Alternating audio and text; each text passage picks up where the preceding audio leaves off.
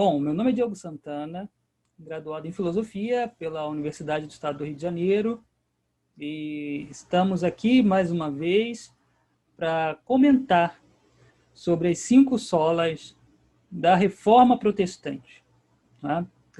Hoje, nosso objetivo é falar sobre a segunda sola luterana, que é justamente o sola scriptura, ou somente a Escritura.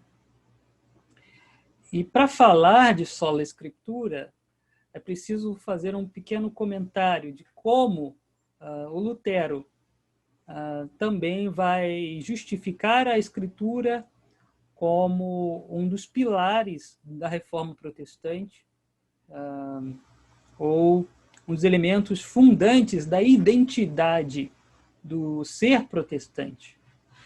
Bom, isso acontece porque no ano de 1534, né, em 1534, é editado, né, a Bíblia traduzida por Lutero.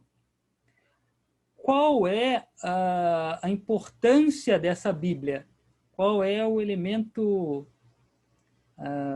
que diferencia essa tradução da Bíblia feita por Lutero do que havia antes, né? Que era basicamente a tradução latina da Bíblia, e fora excetuando algumas outras traduções menores naquele contexto, né? A tradução, o que é preciso recordar é que um dos pilares da reforma é justamente a ideia de que a relação entre o homem e Deus se dá pessoalmente, se dá de maneira pessoal e intransferível.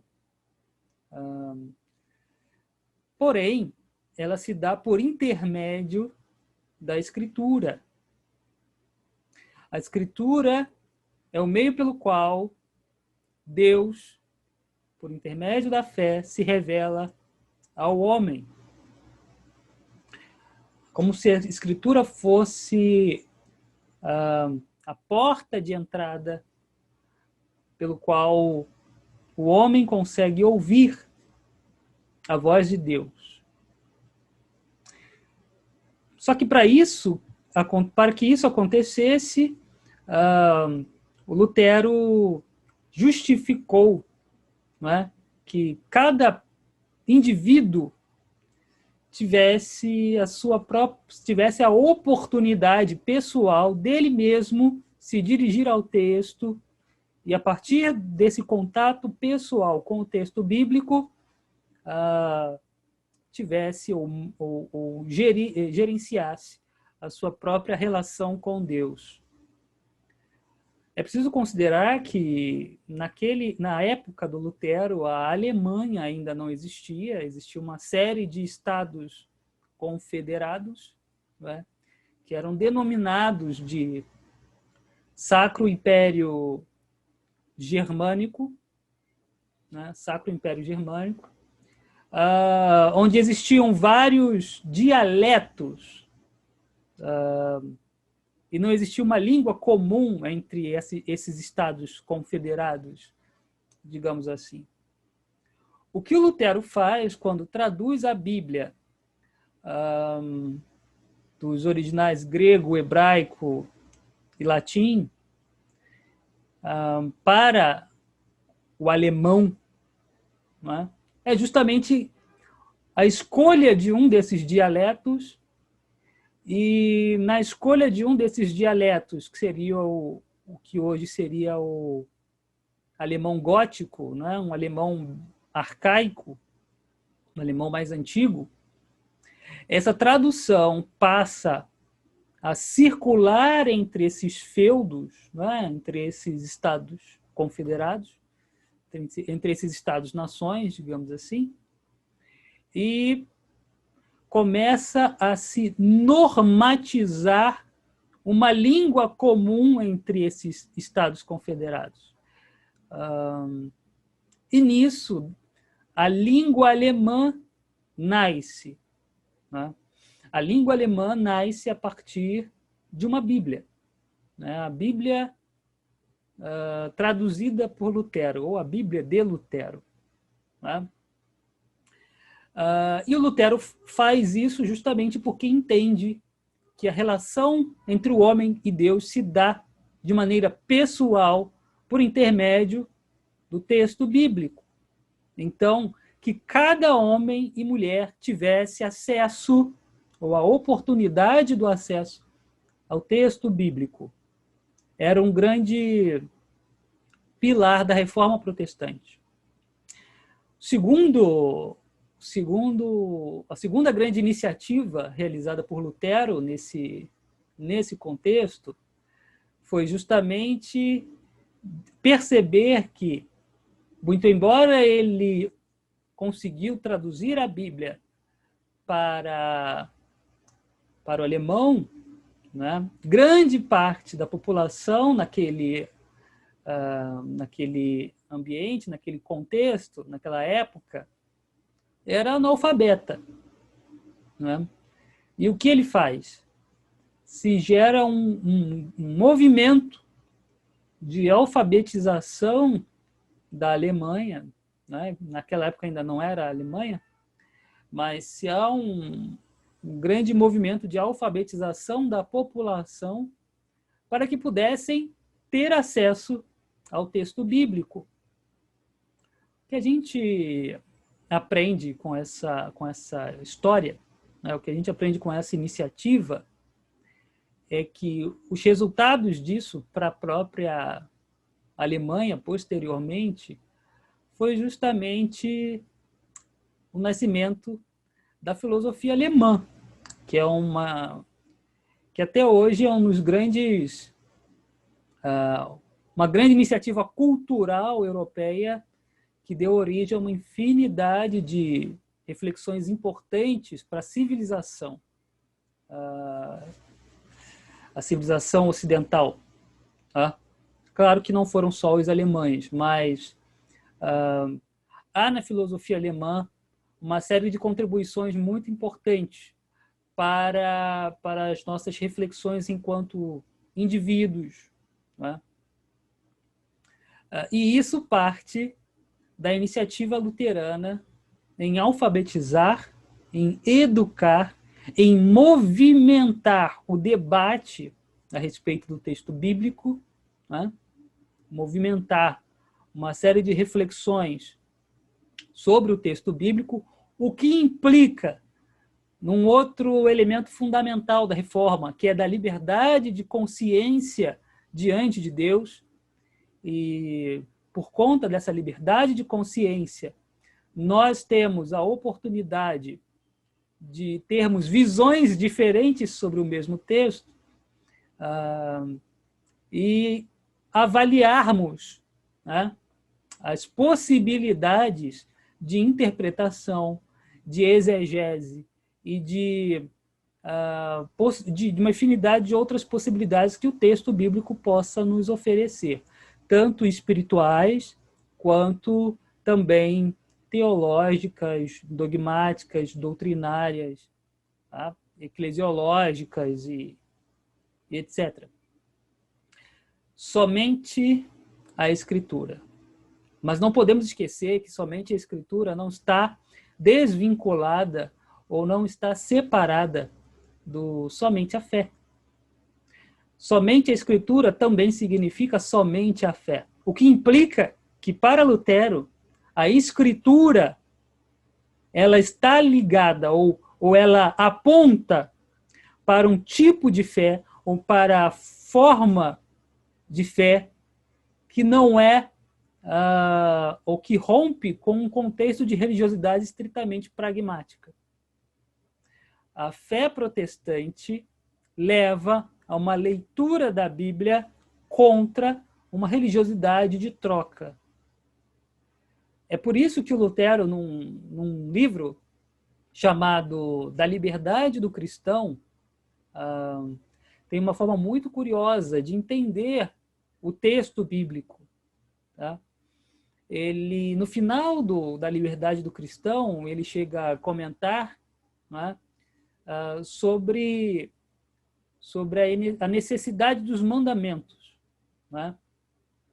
Ora, se a graça, se a fé nos implica num afastamento da lei, ou implica num afastamento do mérito diante de Deus, qual o sentido, então, de exercer, de tentar praticar os mandamentos dados por Deus, né?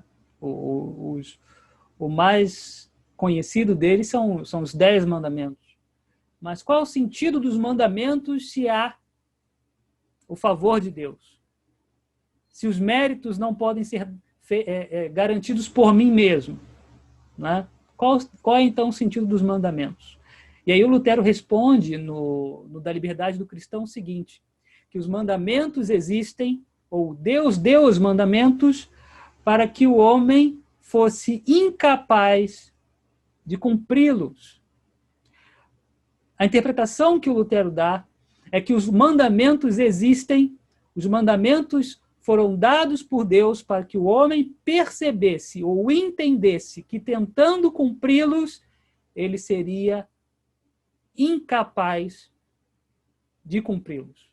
Ele seria incapaz de exercê-los, porque quem descumpre um tio da lei desobedece toda a lei. É por isso que Lutero percebe que os mandamentos foram dados por Deus para que o homem entendesse o seu lugar diante do próprio Deus. Que o homem percebesse o seu lugar enquanto criatura diante da revelação do próprio Deus, da manifestação do próprio Deus. Que o homem percebesse que ele não pode por si mesmo agradar a Deus. Por isso que os mandamentos estão lá.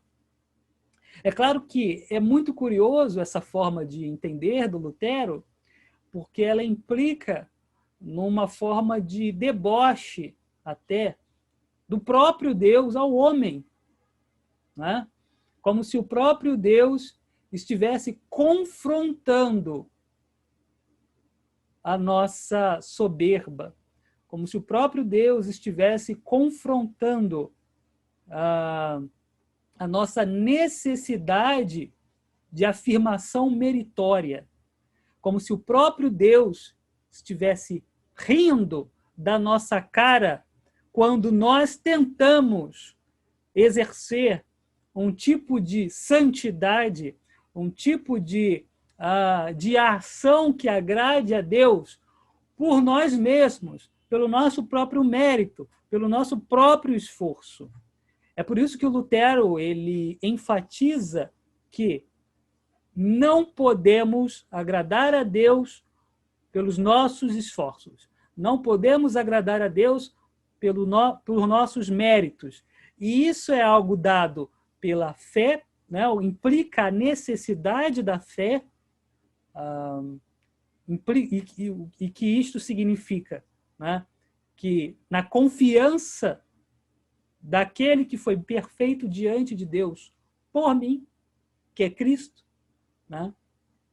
E isto também é apontado pela Escritura. É por isso que os solas não são de nenhuma maneira elementos distintos, elementos separados, mas sim elementos que se integram e são, na verdade, um só. Somente a Escritura implica afirmar que é na Escritura que nós temos acesso à revelação de Deus.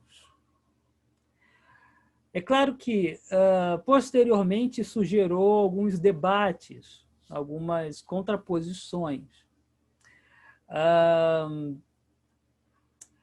Karl Barth, né, um teólogo suíço do início do século XX, vai fazer uma distinção muito curiosa nisto. Ele também foi luterano, não é? E ele vai fazer uma distinção entre texto e palavra de Deus. O Karl Barth, ele percebe que o texto é simplesmente uma coleção de palavras que expressam um sentido. Mas é possível igualar ou identificar a palavra de Deus no texto? O Karl Barth vai dar um novo sentido para a ideia de escritura. Ele vai dizer que a escritura é a palavra de Deus manifesta a nós.